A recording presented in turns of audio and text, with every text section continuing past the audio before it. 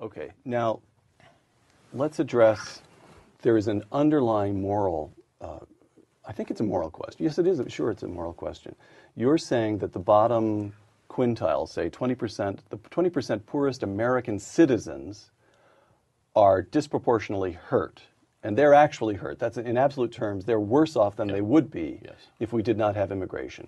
So the question would be, what is the moral argument on which you prefer the well-being of the bottom quintile of American citizens, who, although they may be worse off, are still better off than those poor folks in Mexico? Under what is the argument that permits you, in good conscience, to prefer the well-being of these people over the well-being of middle-class folks or working folks in El Paso over the poor folks in Ciudad Juarez who want to move to El Paso?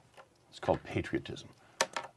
We have a greater obligation to our fellow Americans than we do to foreigners. That is a moral statement. It's not it's not a factual statement in some sense. In other words, you can disagree with that. And there are a lot of people who do. The Wall Street Journal, I have to say, disagrees with that, doesn't see the what one philosopher calls concentric circles of obligation, where you know, your own family is most important to you, your countrymen, and then humanity as a whole.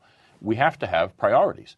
And there are going to be those who say impoverishing American poor people a little bit is worth the increase in income, the significant increase in income that an immigrant would experience coming from, say, Central America.